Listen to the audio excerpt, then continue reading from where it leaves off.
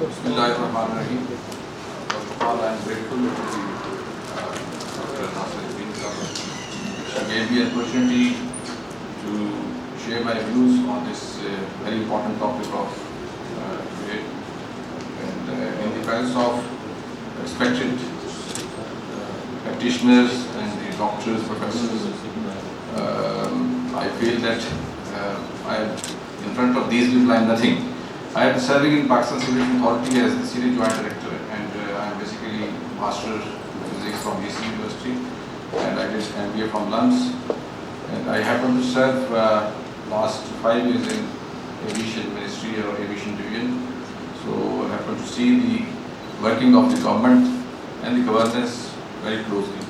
So I also attended a few courses abroad, like the Aviation Leaders for Public Policy Program in National University of Singapore, and similarly aviation policy for the executives. So from that point of view, I would like to share certain theoretical views and also the practical issues which are confronted in different departments, or at least I can tell you a few things about my own ministry, about the aviation ministry, that how we face different issues and how we try to tackle those issues. So firstly, as different speakers mentioned, that there are different definitions of the governance, and of course there are also different indicators for the governance.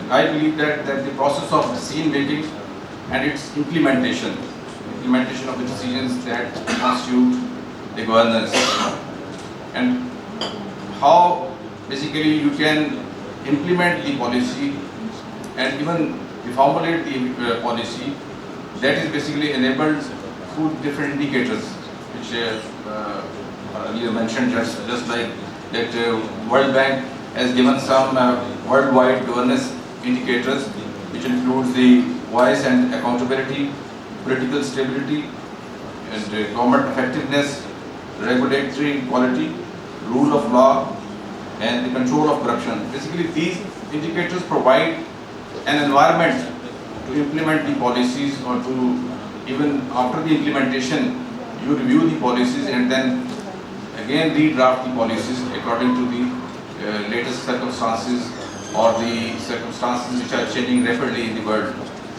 So I think that I personally believe that first of all, policy making is not good at our level. Sometimes I believe that it takes so long time to develop the policy. For example, in the case of aviation ministry, the last policy came in 2000, and after 15 long years, I was also the part of the team who developed the national aviation policy of Pakistan in 2015. But it took 15 long years to develop the national aviation policy, and in these 15 years, a lot of changes has taken place all around the world. And policy basically gives the direction or gives the orientation to any sector, in which area, in which direction it has to be driven. So a lot of changes have taken place all around the world in the aviation industry, but we were still, at that time, we were implementing the 2000 national aviation policy. So I think that first of all, that we should review the policies after every 5 years. That is one of the, I believe that this is the best practices in different parts of the world. In Singapore, I also saw this thing that they review the policies after every 5 years, because a lot of changes take place in this particular time. So they review the policies and implement them in letter and spirit. And then, while developing the policies, we do not follow the proper processes. For example, that we do not know what outcome we want to achieve with the help of this policy. Whether we want to bring the socio-economic development in the country with the help of aviation policy, whether it can be we are trying to improve the safety, whether we are trying to ensure the security of the aviation industry with the help of the policy. So firstly, we should come to know that what is the outcome through which we will be able to achieve with the implementation of this policy. Similarly, we do not generally consult the stakeholders. This is another drawback, that in our case we did consult the different stakeholders of the industry, but generally the practice is that we try to impose certain things on the people, that we do not take them into confidence, we do not take them on board, because the policy will definitely impact those stakeholders. So similarly, we do not communicate the policy effectively to the people who are being affected or who are being influenced through the implementation of that policy. So in case of aviation industry, for example, I saw that we developed very good document of national aviation policy, but unfortunately it was not implemented in letter and spirit. So again, they redrafted and reviewed the policy, and now a new policy came in 2019. But there are a lot of things still to be implemented of 2015 policy. For example, we mentioned in that policy that there should be, in view of the conflict of interest, that the regulator should be separate from the service provider, just like the OGRA, PEMRA.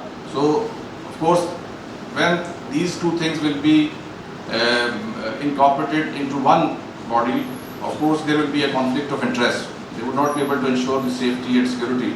But that was basically written in the policy of 2015, and that has not yet been implemented. But again, they wrote the same thing in this policy. We also wrote that there should be an independent safety investigation board. That is again due to the conflict of interest, but that objective has not yet been achieved. I mean that we took so long years, so much time in the implementation of the policies. We do not develop proper mechanism to implement the policy. We do not identify the individuals or the organization who have to implement the policies. And then whatever has been implemented, we should also review that thing, and we should also compare what we designed and what were our objectives to achieve through the implementation and how much we have achieved. So there is a requirement of the policy evaluation or implementation evaluation, that how much we have achieved. As Dr. mentioned, that through the KPIs, many governments have been monitoring this thing, how much objectives they have achieved, and I totally support these governments' styles of governance. Just like if I would like to give you the example of Singapore. So Singapore is also considered as one of the best countries in the region who have achieved excellence in almost every sector. If our aviation industry is concerned, Singapore Changi Airport is considered as the #1 airport in the world. So how they have improved that airport? With the help of best business practices, with the help of efficient processes, and with the help of service delivery. So they are second to none in the world in the service delivery. If you are visiting the Changi Airport, you will see that what kind of service delivery they are giving to extending to the people. So similarly, how they have achieved these kind of things, of course, in the implementation or in the development of the policies, of course, from the government side, you must require a good leadership first. They must be having some vision, and then that vision will be transformed through the policies formulation and implementation, and the effects will be trickled down to the general public. So whether this is health policy, this is education policy, but till the time we do not formulate the policies effectively and then implement them, we would not be able to achieve the objectives. Then policy should also be evidence-based. So there is another problem with us, that we generally develop the policies while doing nothing, no kind of research on that subject. But for example, we read about the age of the aircraft in some Imperial Aeronautical University article, that the age of aircraft should be around 20 years. That after 20 years, generally the airworthiness of the aircraft starts deteriorating, and the people who are operating that aircraft, they would not be bothering much on the safety and the airworthiness of the aircraft. For that matter, they placed a full stop. So due to that, we placed in our national aviation policy that the age of the aircraft should be from the 12 to 20 years. So this is an example of evidence-based, means that the findings which have been came out through the help of some research, so those things should be incorporated into your policy. The time-tested decisions or time-tested research, these kind of things, these should be placed. And then I believe that another point which my worthy colleagues they mentioned earlier about the technology and the innovation. I think that last government they also started an initiative of e-governance. So with the help of e-office, implementation of e-office, I think that it was my observation that if that program or that initiative had been implemented effectively, it could have improved the working of our ministries and the departments very much. But unfortunately, that could not be implemented in lateral spirit. So, for example, that there were many resistances on the part of the people, which were basically the implementers of these kind of e-offices. So they pose resistance and we do not implement. So I think that the e-governance initiatives and similarly the other red tapeism issues, just like the Singapore adopted in their report that they have a vision of they have taken initiative of public service in 21st century. They have taken different initiatives to cut the red tapeism in that.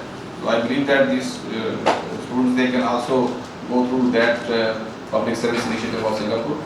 And lastly, I believe that in Pakistan, of course, the implementation of rule of law, the transparency, then the regulatory bodies' independence and regulatory bodies' quality, that will definitely impact the implementation of policies, and that will provide the conducive environment for the implementation of policies. And in order to check the implementation, as Dr. mentioned about the scorecard, that we also need the balanced scorecard in our organizations. Many business students, they must be knowing about the balanced scorecard. So that tells about that in which particular area they have identified 4 different areas: finance, customer services, internal business processes, and learning and growth. So in these 4 areas, you must develop the KPIs. These organizations must develop whether these are public sector organizations or the corporate sector organizations. They can, I believe that if they start implementing, they will be able to gauge the performance of any ministry or any department most effectively. So thank you very much.